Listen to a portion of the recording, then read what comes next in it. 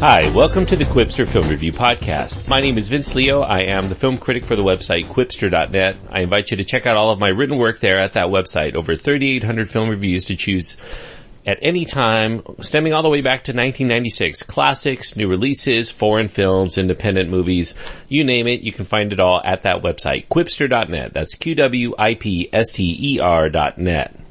Today I'm going to be looking at the action comedy known as Central Intelligence. It's a PG-13 rated film because of crude and suggestive humor, some nudity, action violence, and brief strong language. I would highly encourage parents with young children to note that PG-13 rating. This really is very close to an R rating.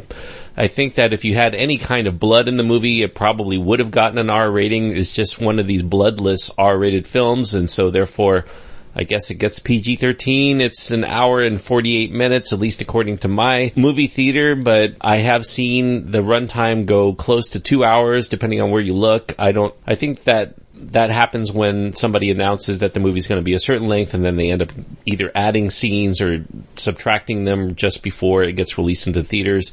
But my theater showed it at an hour and 48. The main stars are Kevin Hart and Dwayne "The Rock" Johnson. It does have supporting roles for Amy Ryan, Danielle Nicolette, Aaron Paul, and Ryan Hansen. There's a unbilled star here who's also a supporting player. I won't reveal him for the purpose of this review. You can find that on my website if you really want to look. There's also a cameo appearance by another major star as well. And I won't ruin that for you if you find unbilled cameos to be a real thrill. Rawson Marshall Thurber is the director. He also co-writes the screenplay along with Ike Barinholtz and David Stassen. As a film, I do think that Central Intelligence is the kind of movie that I do find pretty hard to grade. I find it consummately watchable. It's also one of those movies that I really wouldn't call a truly good movie on any kind of scale where I would say, okay, yes, this plot worked, or this story, or these characters are really good. You know, this is not that kind of movie. This is really a purely entertaining kind of movie. I suppose the same could be said for most buddy action comedies.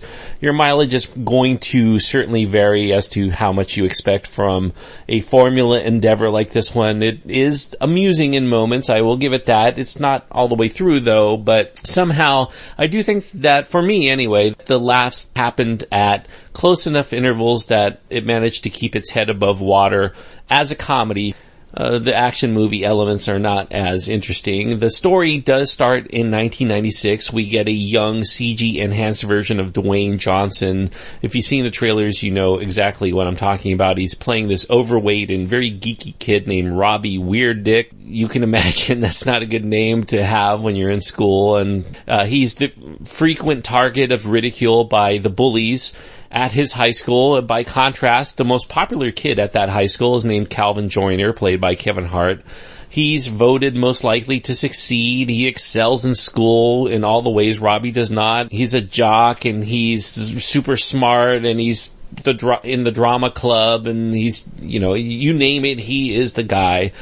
And during one particularly humiliating prank by those bullies that exposes Robbie clothesless in front of his entire student body at an assembly, Calvin bestows an act of kindness on the pudgy kid. And that's that. Fast forward to today, they're approaching the day of their 20th high school reunion. And now we find Calvin, the most likely to succeed guy, is now a mid-level accountant. And he feels he's peaked in his teenage years. He's adamant that he will not go to this high school reunion because he feels like he didn't quite live up to everyone's expectations. He protests to his wife, his high school sweetheart, that he cannot face up to feeling like a disappointment. She begins to suggest that they see a marriage counselor to work all of this out, as well as other problems in their marriage. That's when Calvin gets a Facebook friend request from out of the blue by somebody named Bob Stone, and he ends up meeting for drinks with this guy he doesn't remember at all, but he ends up being Robbie. He's now a hunk. He's rippling with muscles, just like The Rock, because he is The Rock, and even though he seems the same goofy kid inside, and he spent the last 2 decades idolizing the closest thing that he ever had to having a friend, due to that one small selfless act on Calvin's part. This is where the movie starts to hint at being like the D Train, which ended up being incidentally also about this guy who is being idolized by somebody at his high school reunion, and they end up going into some really dark and interesting places that this film is PG-13 and they don't end up going, so it hints at it, but it's not quite the D Train.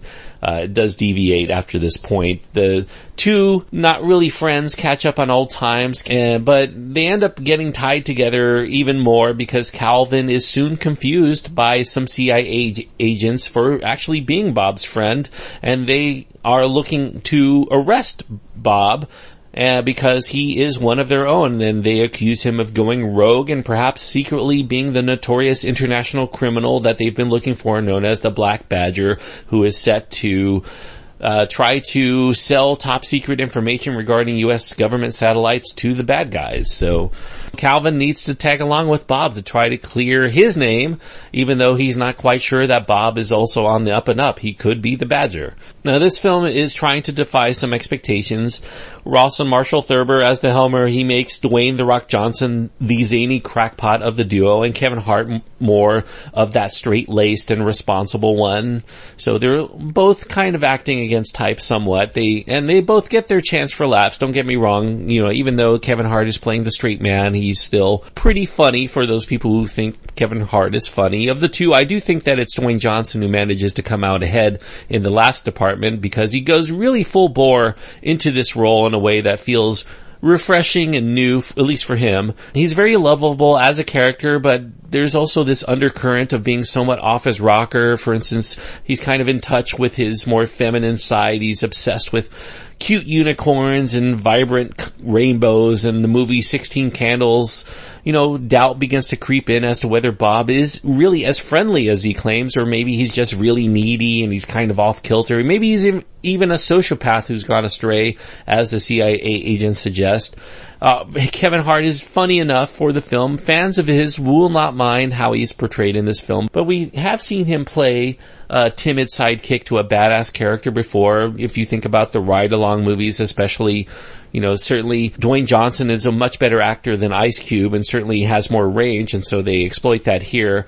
You know, we're not that far removed from one of the ride-along movies. In fact, there was one that came out actually back in January, so, you know, we've seen Kevin Hart do this thing like every other month. I do think that Johnson and Hart have a good chemistry together, and that's what keeps Central Intelligence from being like an unwatchable buddy cop movie. You know, audiences will likely readily get in line for the next big screen pairing of Johnson and Hart based on what they see here. If it ever does happen, I do think that people will want to see that. As so often occurs in buddy cop comedies, I do think that the enjoyment of the movie does begin to wane when the plot begins to kick in and take center stage, and that leaves the second half of the film also having about only a third maybe of the laughs of the first half of the film. And with the runtime creeping close to the 2-hour length, I think that some viewers, at least me, I can attest to this, will have their attention start to drift because you start watching a lot of this gunplay and these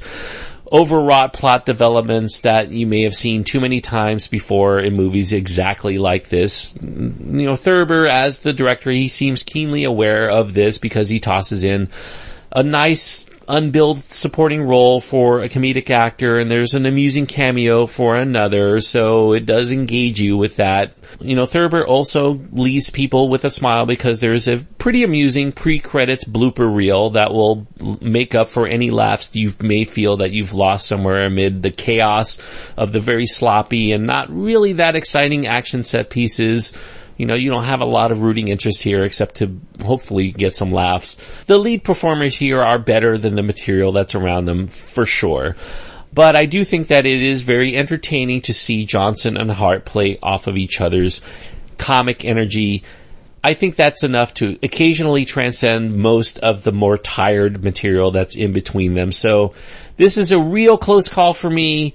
But, you know, with the end blooper reel and, you know, a lot of the early laughs, I do feel that people who like this kind of movie will get their money's worth. If you like Dwayne "The Rock" Johnson, if you like Kevin Hart, and if you like the kinds of movies that they make, certainly this is going to be for you. If you like buddy action comedies too, This is one of the better ones that have come out in the last year or so. So I think that if you know what you're getting into before going into it, if you like Ride Along, this is better than the Ride Along films as far as I'm concerned. So I'm giving it 3 stars out of 4. It's a very mild recommendation for me, to be sure, because I don't think that this is a truly good movie, but I do think that it is an entertaining movie. So I'm going to give it a pass, 3 stars out of 4. For Central Intelligence, recommended with some reservations. So I do thank you for taking the time to listen to the review. If you want to hear more of my stuff, you can click the subscribe button. Also, don't forget, you can go to my website and find over 3,800 of my film reviews to read anytime you want. You can also find my contact information there, as well as links to my Twitter feed and Facebook page if you ever want to get in touch. Quipster.net is where to go. That's QWIPSTER.net.